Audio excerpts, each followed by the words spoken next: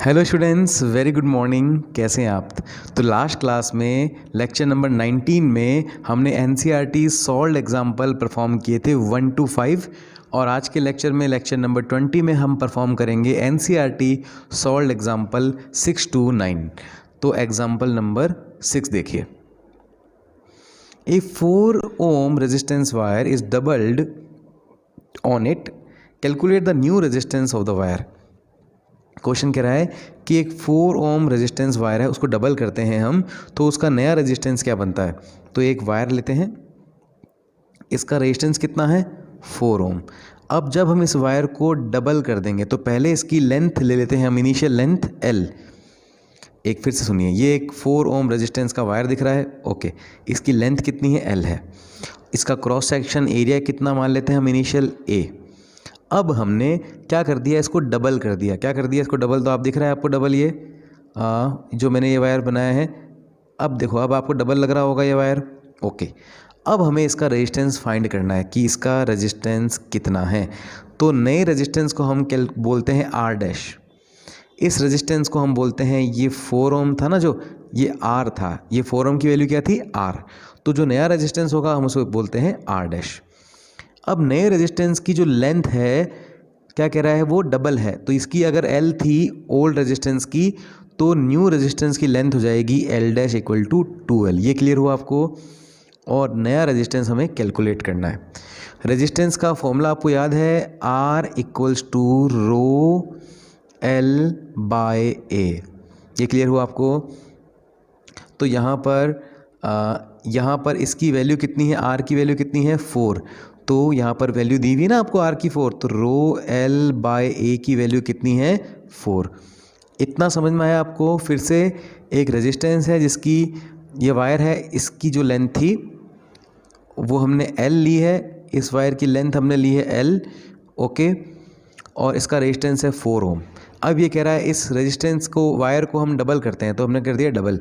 अब इसका रेजिस्टेंस हमें कैलकुलेट करना है। तो जो इनिशियल रेजिस्टेंस था R, रेजिस्टेंस का फॉर्मूला क्या होता है, रो L बाय A। तो L क्या था इसका इनिशियल लेंथ, A क्या है इसका इनिशियल क्रॉस सेक्शन एरिया, और रो क्या होती है रेजिस्टिविटी। अब जैसे ये वायर है, आप इसको चाहे खींच के डबल कर दो, चाहे इसको और बड़ा कर दो, रेजिस्टिविटी कभी भी चेंज नहीं होती, क्योंकि रेजिस्टिविटी कभी भी डायमेंशन पर डिपेंड नहीं करती। तो रेजिस्टिविटी अभी भी रो रहेगी। इतना क्लियर हुआ। R की वैल्यू 4 थी, मैंने यहाँ पे 4 पुट कर लिया। अब देखिए, अब जो नया रेजिस्टेंस होगा R डैश, उसकी वैल्यू क्या होगी, उसकी वैल्यू होगी, फॉर्मूला क्या होता है रेजिस्टेंस का, रो L बाय A। उसका फॉर्मूला होगा रो L की जगह मैं कर दूंगा L डैश, लेकिन और क्योंकि लेंथ बदल गई तो उसकी मोटाई मतलब क्रॉस सेक्शन एरिया भी चेंज हो जाएगा, वो हो जाएगा A डैश। तो इतना क्लियर हो आपको। नया रेजिस्टेंस का फॉर्मूला क्या बना, रो L dash by A dash. तो ये बन गया हमारे पास न्यू रेजिस्टेंस का फॉर्मूला। इतना कोई प्रॉब्लम तो नहीं है, ओके। तो मैं इस चीज़ को रब कर रहा हूँ, ठीक है, ओके। तो अब देखिए, आपको एक बात ध्यान रखनी होगी कि अगर एक वायर है और उसको मैं खींच रहा हूँ, उसकी वायर की लेंथ पहले L थी, मैंने खींच के 2L कर दी, लेकिन ये बात ध्यान रहेगी कि वॉल्यूम वायर का जितना पहले था अभी भी वॉल्यूम इतना ही रहेगा। अगर मैं किसी वायर को खींच रहा हूँ तो वॉल्यूम चेंज नहीं होता, लेंथ और क्रॉस सेक्शन एरिया बदल जाता है। जैसे मान लीजिए कोई मोटा वायर है, उसको अगर मैं खींचूंगा तो क्या हो जाएगा, पतला हो जाएगा, लेकिन टोटल वॉल्यूम उसका वही रहेगा जितना पहले था। तो कहने का मतलब यहाँ पर मैं लिखूंगा initial volume is equal to final volume, is equal to final volume. तो फाइनल वॉल्यूम को मैं बोलता हूँ V डैश, इनिशियल वॉल्यूम को मैं बोलता हूँ V। वॉल्यूम इक्वल टू क्या होता है, एरिया इनटू लेंथ, और फाइनल वॉल्यूम क्या हो जाएगा, area, new area multiply new length. A dash क्या है, new cross section area, L dash क्या है, new cross section length, sorry L dash क्या है, न्यू लेंथ, V डैश क्या है, न्यू वॉल्यूम, V क्या है वॉल्यूम, A क्या है क्रॉस सेक्शन एरिया, और L क्या है लेंथ। इतना क्लियर हुआ, ओके। अब देखिए यहाँ पर A डैश और L डैश की वैल्यू कितनी है, जो नया लेंथ है वो कितनी है, डबल है, 2L है। तो यहाँ से L से क्या हो जाएगा, L कैंसिल आउट, और A डैश की वैल्यू आ जाएगी A बाय 2। A डैश की वैल्यू कितनी आ जाएगी, A बाय 2, ओके। अब देखिए, अब आपको पता है कि जो नया रेजिस्टेंस है उसकी वैल्यू कितनी थी, रो L डैश अपॉन ए डैश, वैल्यू पुट कर लेते हैं। रो एल डैश की वैल्यू कितनी 2l, ए डैश की वैल्यू कितनी a/2, ये 2 ऊपर मल्टीप्लाई में आ जाएगा तो 2 × 2 कितना हो जाएगा 4 रो एल बाय ए, ठीक है। और रो एल बाय ए की वैल्यू कितनी थी 4, इनिशियली कितनी थी वैल्यू 4 थी ना, तो 4 रो एल बाय ए की वैल्यू लिख देता हूँ 4 × 4 कितना हो गया हमारे पास 16 ओम। तो न्यू रेजिस्टेंस की वैल्यू कितनी आ जाएगी मेरे पास 16 ओम। क्या करना है, अगर आपने लेंथ खींची है तो एल डैश हो जाएगा 2l, और ए डैश कैसे आया मेरे पास a/2, मैंने इनिशियल वॉल्यूम और फाइनल वॉल्यूम को इक्वेट करा, वहाँ से मेरे पास a/2 आ गया ए डैश की जगह, तो ये 2 चला जाएगा ऊपर, क्योंकि अपॉन की भी अपॉन में 2 है तो ये 2 ऊपर मल्टीप्लाई में चला जाएगा, ये हो जाएगा 4 रो एल बाय ए, और रो एल बाय ए की वैल्यू है 4। ओके, नेक्स्ट क्वेश्चन देखिए।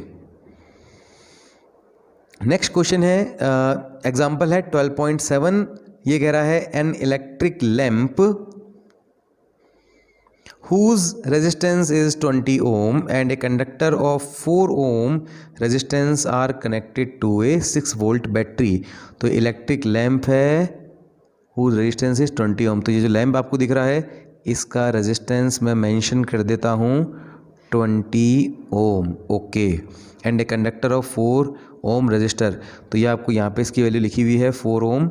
ओके, और जो बैटरी है वो 6 वोल्ट की है, यहाँ पर बैटरी की भी जगह लिखा हुआ है 6 volt. Okay, calculate total resistance of the circuit, circuit का टोटल रेजिस्टेंस मुझे कैलकुलेट करना है, पहला क्वेश्चन। तो सीरीज़ में रेजिस्टेंस ऐड होता है, बहुत ईजी है, इसका रेजिस्टेंस कितना 20 और इसका रेजिस्टेंस कितना 4, 20 और 4 ये किस में लगे हुए हैं सीरीज़ में रेजिस्टेंस ऐड होते हैं। तो पहला क्वेश्चन था total resistance of the circuit, वो आ जाएगा हमारे पास 20 + 4 = 24 ohm. This is the answer of part A. Part B क्या कह रहा है, the current flowing through the circuit. अब करंट की वैल्यू होती है पोटेंशियल डिफरेंस V/R। क्या होती है करंट की वैल्यू V/R, तो V कितना है मेरे पास 6 वोल्ट, और टोटल रेजिस्टेंस कितना है मेरे पास 24, तो ये हो जाएगा 6 × 1 = 6, 4 × 24, तो ये आ जाएगा 1/4, और 1/4 कितना होता है 0.25, तो ये आ जाएगा करंट कितनी आ जाएगी 0.25 एम्पियर। तो इतना क्लियर हुआ बेटा आपको, करंट कितनी आ गई 0.25 एम्पियर।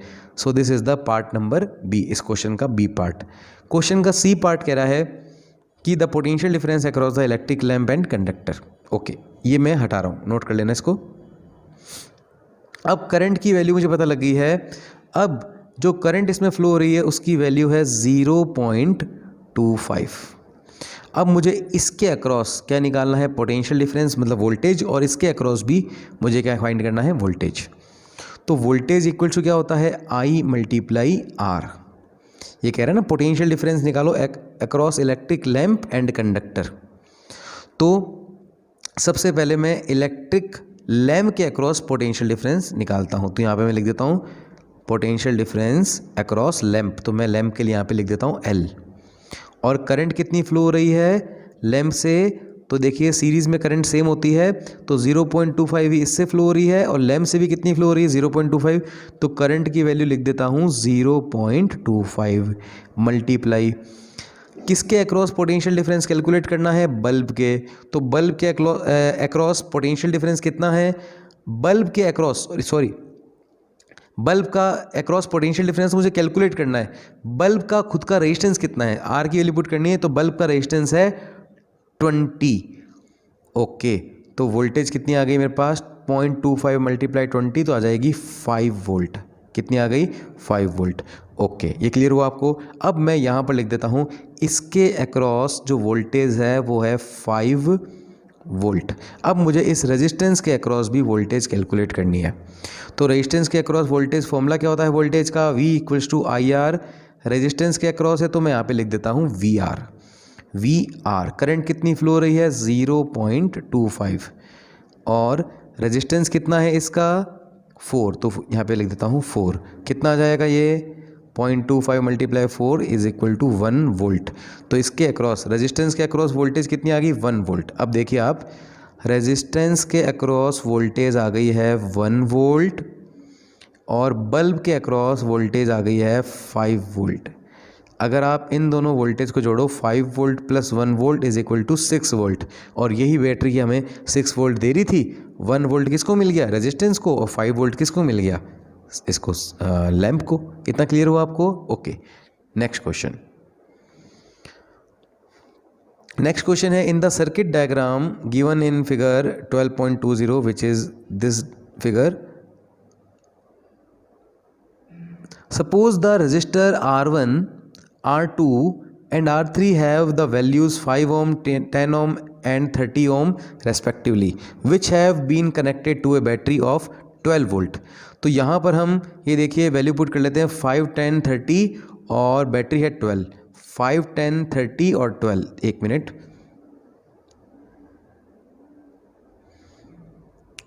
क्वेश्चन में गिवन है कि R1 है 5, R2 है 10 और R3 है 30, ठीक है, और बैटरी है 12 वोल्ट की। इतना आप अपने क्वेश्चन इसमें मेंटेन कर लो। आपने कर लिया इतना? ओके, 5, 10, 30 और 12। ओके, तो यहाँ पर कह रहा है कि जो तीनों रेजिस्टेंस हैं वो 5, 10, 30 ओम के हैं, और जो बैटरी है उसकी वैल्यू है 12 volt. The current through each resistor, आपको सबसे पहले हर रेजिस्टेंस से जो करंट फ्लो हो रहा है वो आपको कैलकुलेट करना है, और सबसे पहले आपको टोटल करंट, उसके बाद आपको टोटल करंट फाइंड करनी है और टोटल रेजिस्टेंस भी फाइंड करना है। अब आप देखिए, सबसे पहले देखिए रेजिस्टेंस की वैल्यू कितनी है? 5, 10, 30, और ये तीनों रेजिस्टेंस जो आपको दिख रहे हैं R1, R2, R3, ये कैसे कनेक्टेड हैं? ये पैरेलल में कनेक्टेड है, और इसकी वैल्यू कितनी है? 5, इसकी वैल्यू कितनी है? 10, इसकी वैल्यू कितनी है? 30, और ये तीनों पैरेलल कॉम्बिनेशन में कनेक्टेड है। तो पैरेलल कॉम्बिनेशन के लिए हमारे पास क्या फॉर्मूला होता है? R equivalent equals to 1 upon R1 plus 1 upon R2 plus 1 upon R3, ये फॉर्मूला होता है। तो 1 अपॉन R इक्विवेलेंट हो जाएगा 1 अपॉन R1। R1 कितना है? 5, तो लिख देंगे 5। R2 कितना है? 10, तो लिख देंगे 10। R3 कितना है? 30, तो लिख देंगे 30। अब क्या करेंगे? अब ले लेंगे हम एलसीएम। तो एलसीएम कितना आएगा? 5, 10, 30 का आएगा 30। कितना एलसीएम आ जाएगा हमारे पास? 30, ठीक है। तो यहाँ पर देखिए 5 से 30 कितने टाइम जा रहा है? 5, 6 दा 30, यहाँ पे हो जाएगा 6। एलसीएम लेना सबको आता होगा। यहाँ पे क्या लिखा हुआ है? 10, 10 3 ज़ा 30, 3, 30 1 ज़ा 30, तो यहाँ पे आ जाएगा 1। 6 + 3 + 1 हो जाएगा 10/30। तो यहाँ पर मैं लिख दूंगा 1। इतना समझ में आया? तो ये आ जाएगा 1 upon R equivalent equals to 10/30। तो R इक्विवेलेंट कितना आ जाएगा? 30/10 इक्वल्स टू 3। तो इक्विवेलेंट रेजिस्टेंस कितना आ जाएगा हमारे पास? 3 ओम, या total resistance of the circuit कितना आ जाएगा? 3 ओम। तो यहाँ पर हम लिख लेंगे टोटल सर्किट रेजिस्टेंस कितना आ गया? 3 ओम। तो ये आंसर हमारे पास आ गया। अब हमें टोटल करंट भी फाइंड करनी है। तो टोटल करंट, तो बैटरी की वोल्टेज कितनी है? 12 वोल्ट। तो टोटल करंट क्या होता है? टोटल पोटेंशियल डिफरेंस अपॉन में total resistance. Total potential difference कितना है? 12। टोटल रेजिस्टेंस कितना है? 3। तो करंट कितनी हो गई हमारे पास? 4 एम्पियर। 12/3, वोल्टेज की जगह 12 और रेजिस्टेंस की जगह टोटल रेजिस्टेंस कितना आया? 3 ओम। तो ये आ गया हमारे पास 4 एम्पियर। इतना क्लियर हुआ आपको? ओके, 12/3 ये आ गया हमारे पास 4 एम्पियर। अब आगे देखिए, अब ये कह रहा है the current through each resistor. तो ये भी आंसर आ गया हमारे पास। टोटल करंट कितनी आ गई? टोटल करंट आ गई, बी पार्ट भी आ गया है। टोटल करंट आ गई हमारे पास 4, टोटल रेजिस्टेंस आ गया हमारे पास 3। ओके, अब कह रहा है ए पार्ट हमें अब सॉल्व करना है। The current through each resistor, her register से के अक्रॉस हमें करंट फाइंड करना है। ओके, तो पहले हमें फिर से वैल्यू पता होनी चाहिए 5, 10 और 30। ये बहुत इंपॉर्टेंट बात है। अब मैं आपको बताता हूँ कैसे करेंगे। ये कितना है? 12। तो वैल्यू पुट कर लीजिए, इसकी वैल्यू पुट कर लीजिए 5, 10 और 30। सबसे पहले मुझे इसके अक्रॉस करंट फाइंड करनी है, इसके अक्रॉस, इसके अक्रॉस। अब करंट इक्वल्स टू क्या होती है? V/R, ठीक है।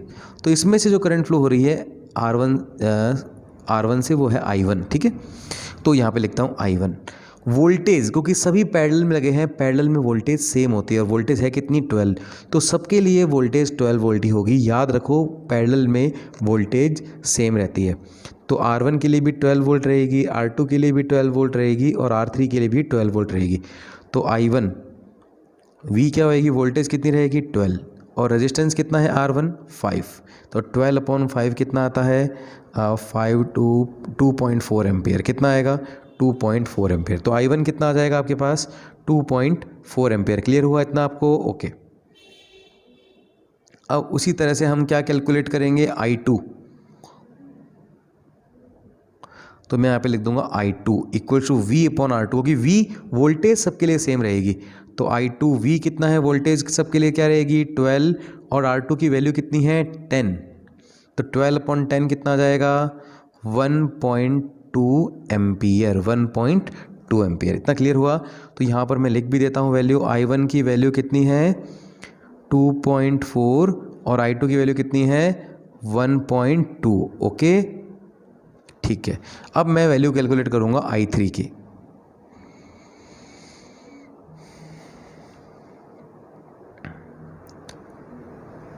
ओके I3 के लिए मैं यहाँ पे 3 लिख दूंगा और यहाँ पे भी 3, क्योंकि वोल्टेज सबके लिए सेम रहेगी। I3 वोल्टेज कितनी 12 और R3 की वैल्यू कितनी है, R3 है हमारे पास 30, तो ये आ जाएगा हमारे पास। को सॉल्व करते हैं, 6 से कैंसिल हो रहा है, 6 2 जा 6, 5 जा 2/5 और ये हो जाएगा हमारे पास 1/2.5 और 1/2.5 होता है हमारे पास 0.4। को सॉल्व करोगे तो आपके पास आंसर आएगा 0.4 एम्पियर। तो I1 कितना आया 2.4, I2 कितना आया 1.2 और I3 कितना आया 0.4। अगर आप देखें, एक मिनट आप सुनना, थोड़ा सा कंसेप्ट आप ध्यान देना। अब ये जो तीनों करंट हैं, ये I1 है यहाँ पर, I2 है यहाँ पर और I3 है यहाँ पर। अब ये तीनों करंट यहाँ पर ऐड हो जाएंगी यहाँ पर आके, तो वापस क्या बन जाएगी I। अगर आप इनको तीनों को ऐड करो तो I1 कितना 2.4 प्लस 1.2, 2.4 प्लस 1.2 3.6 प्लस I3 कितना 0.4, तो वापस कितना आ जाएगा 4 एम्पियर।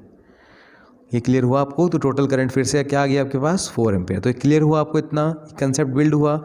ओके, तो इतना आपको समझ में आया। तो अब आपको नेक्स्ट क्वेश्चन आपको खुद को परफॉर्म करना है, जो कि है 12.9। ठीक है, ये 12.9 एग्जाम्पल है, अच्छी तरह से देख लीजिए। ठीक है, आपको खुद को ये परफॉर्म करना है, इसकी स्नैपशॉट ले लीजिए, आपको खुद को सॉल्व करना है। ठीक है, और नहीं होगा तो मैं फिर नेक्स्ट लेक्चर में इसको कंप्लीट करवा दूंगा। ठीक है, तो नेक्स्ट लेक्चर में हम करेंगे एग्जाम्पल नंबर 12.9, एग्जाम्पल नंबर 12.10, 12.11 और 12.12। फिर एग्जाम्पल कंप्लीट हो जाएंगे, फिर हम इसके अनसॉल्व्ड क्वेश्चन भी करेंगे। ठीक है बेटा, तो आज के लिए केवल इतना ही, बाकी करेंगे नेक्स्ट लेक्चर।